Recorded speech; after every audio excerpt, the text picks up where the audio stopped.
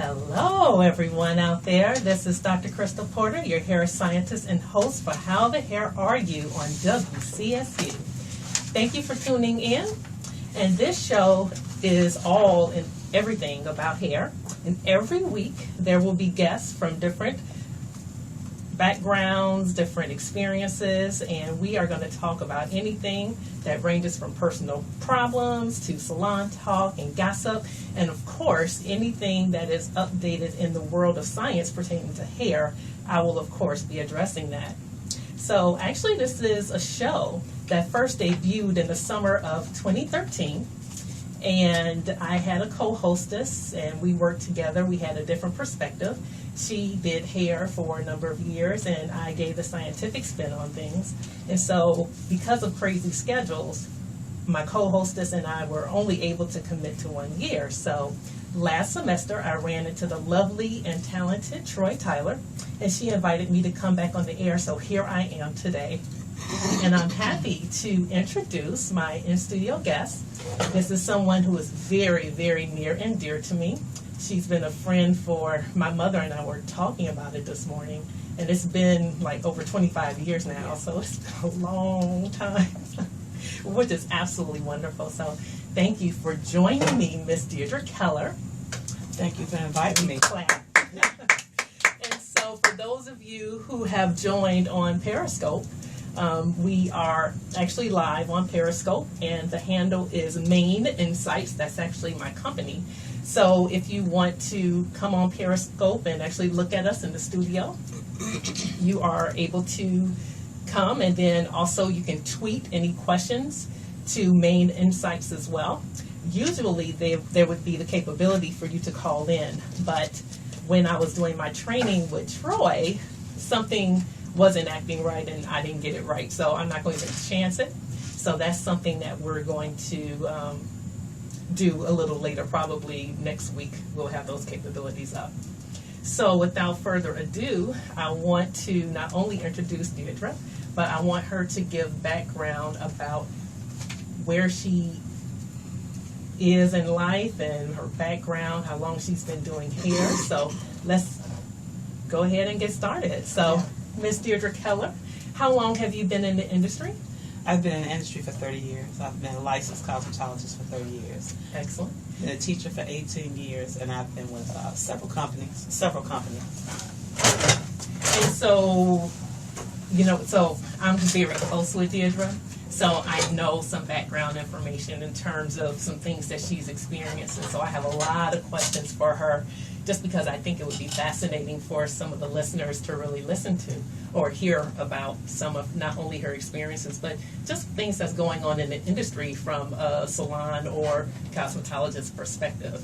So let's talk about when you actually started doing hair, because you've been licensed for a long time. Yes. But when did you start?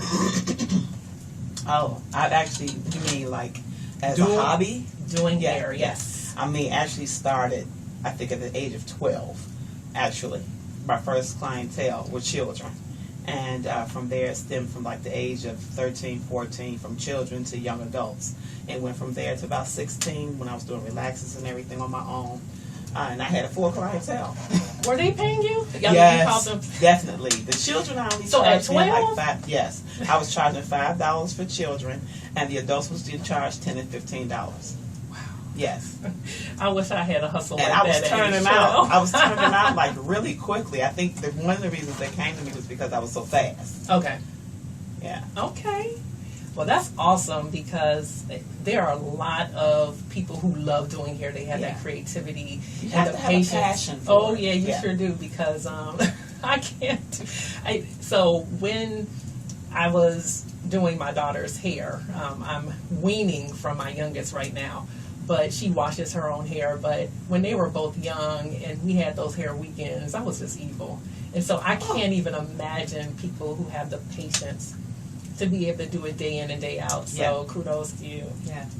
I thank you. I mean, but it's something you have to enjoy, dealing with the public and the different issues and the different personalities. It's something you really have to love and really want to do in order to be able to be successful in it. Right. So I know that you have a passion not only for doing hair, but you specialize in natural hair. Yes, that's one of my pet peeves. I love natural hair. So your pet peeve is loving natural hair? I love it. I love it. I love it. Only because you can do so much. It's just a wide range of things that you can do. Okay.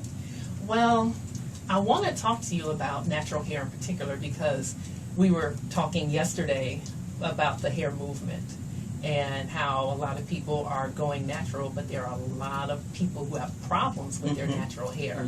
Not just styling it, but thinking that they're doing the right things by using these quote-unquote protective styles. Yeah, completely misled, yes. Yes, and so I want to talk a little bit about that because you hear all the time, and I see it on social media, I see it and hear about it when people are talking just in general about, oh, I need to put my hair in braids because it's a protective style. So can you talk a little bit about that and what you've seen in your experience?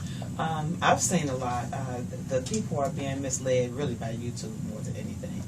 But what people don't understand is you can't do what everybody else do. They'll see a product, they'll see someone's hair, they'll like it and say, okay, what is that you're using on your hair? They'll go buy that. By the time they get through going through 5 different people because they like their hair, not thinking about the fact that they have different hair, different textures, different diameter. I mean, it's a whole lot of things that go into it that the product that the person is using may not work on them.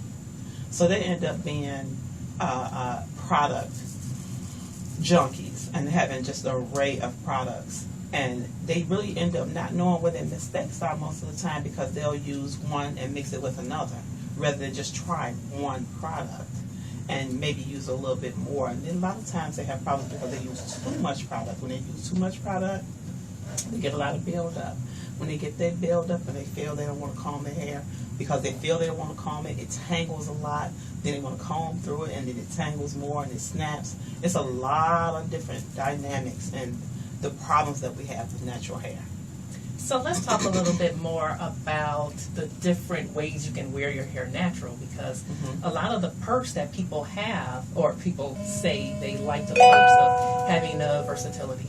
So you can wear it straight, you can wear it curly, and so I want to talk a little bit about the perception of having these heavy conditioners, in particular when you're wearing your hair in a straight style. Because weighs the hair down. It weighs the hair down. Yes, terribly. But when it weighs the hair down, depending upon how you want your hair to be, for example, if you have very tight curls and you're putting a heavy conditioner on, your purpose is to put it on thick so that you can elongate the curls.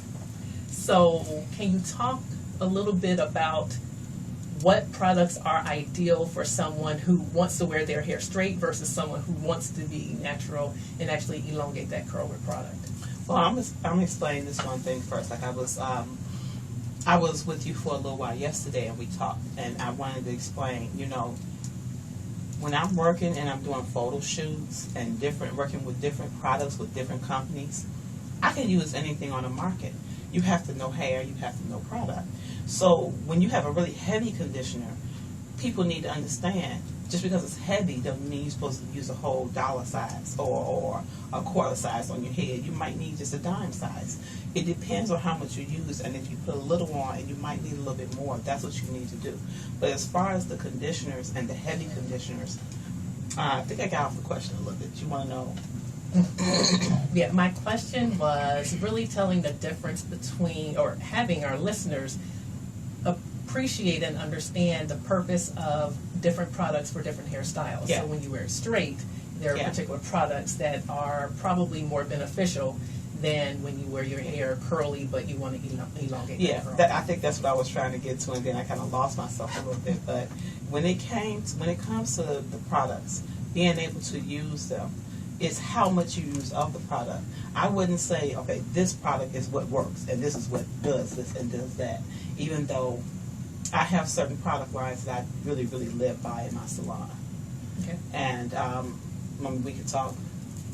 You don't have to be too shy about talking about product, but one of the things that I want to talk about not only if you want to talk about It's brands, because people products that I love like. to hear And recommendations I know- for product, but you're a professional, so Mhm. sometimes you're able to sell professional products to your clientele, but sometimes they don't have that accessibility to Right, be right. able to Right. go Just like get it. when So you now like BioStrand. I which like is- BioStrand yes. for some things. Yeah, correct. for some things. Yes. And I do too. But see, that's how it is with the product line. You have so many products, and everything doesn't work for everyone. So once you learn what works for you, which is really hard and wide, when you learn what works for you, it starts working, but you have to take your time and work with the product. People want results immediately, and you can't get results immediately. Absolutely. So if they take their time and they try something, BioStrand is kind of expensive, but it's really good, and I like it for certain things. Well, can you talk about those certain things so people know when you're talking Well, about I think the product? it is a really what- good moisturizing product line. People who have really dry, brittle hair, even people with eczema, I've noticed differences with the product line. Okay. It has helped. And I'm not going to say it helps everybody, but in my experience in the years that I've used it, over 25 years, it has helped with that particular issue. The dryness, the brittleness, the eczema, because it does apply the moisture that you need. It does seep into the second layer. It does help. It does mend a little bit. Okay, so now Or should I say coat? now When I you say got to coat talk. it. Yeah. It does So coat it. periodically during this show, one thing our listeners need to understand is the lingo that a lot of cosmetologists or hairstylists use is just something that I just can't just hear and not have something Yeah. to say about it. So while you are speaking in the lingo that others can relate to, Yes. I have to clarify from a scientific perspective. So when you say you know that it penetrates the hair, how do you know that? Well, when I say, did I say penetrate? Yeah. I said penetrate. You Okay, say when- you know it goes into that the hair it goes shaft into the and second layer. penetrates. Okay. And And the reason why I know this is because once you shampoo the hair and it swells, okay, Okay. I think in my experience that it acts a little bit as a filler. You know what I'm saying? I think it coats the hair. I think it seals a little bit. Put it that way. That's what I want to say. Okay. Because I know it seals. And I how know do you that know it seals? because I could feel the slickness Okay. after I get through Okay. with applying it. And then when I do my light rinsing, I could feel the difference in the Okay. hair. Okay. Okay, even when you get to the blow drying it with the step 3 and the step 4, I could feel the difference with each of those products also Okay. on the hair shaft. All right. So thank you for clarifying. Yes. I am going to be the hair police. Yeah. I Because get if that. you can- Because you want to make sure people totally understand. I want and them to yes. totally understand Yes. that there are very strong opinions from professionals that while you have a lot of value because what you feel Mhm. is a part of your craft and, Yeah. and what you're able to provide for your clients. So that is not minimized at all. However, I want people to realize that there is particular lingo that is associated with the scientific perspective.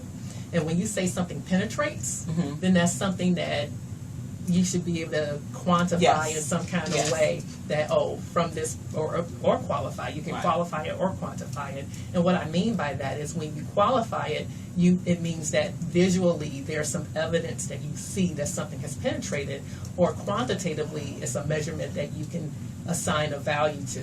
So I want our listeners to know Yes. when you hear all these claims or you hear someone speak, you want to make sure you follow it up to understand exactly what they mean, because if there's no data behind it, Yeah. my motto is show me the data. Yeah. So that's get why I you. stopped get you. Yeah. I So, totally get but you on that. I'll be doing that with everybody on the Oh, show. and gonna you be know I'm not stopping. offensive to I that. know. Correct me if I need correction. That let is me why know. you are the first week of my return, or Yes, I have the no first problem day. with that because I know We did. I am a hairstylist. I know I'm not a doctor, and I know I need you. I need a dermatologist, and I know that I need other people to help me do what I need to do because I work with the hair once it leaves the scalp. Mhm. Okay, so it's a lot of dynamics and things that come into what happens to the hair before it even gets to that point. Oh yeah. Yeah, so, yeah. Well, we are actually close to the end of our first segment. That went really fast. And what I'm going to do is, anyone who knows me knows that I'm a Stevie Wonder fan. So, of course, I chose a Stevie Wonder song to actually go into the next segment. So we are going to take about a 10-minute break, but we will definitely be back to talk more about hair. So stay tuned and see you back in 10 minutes. Oh. All right. Yeah. Very Sometimes good. I Now have you're to watch clearing. I hear that clearing. I don't know. Clearing of the voice. Like I can hear the radio, but I can't hear you at all. This Oh is my what I was God. trying to tell you. Oh, I can't yeah. hear you at all. All right, we'll be back.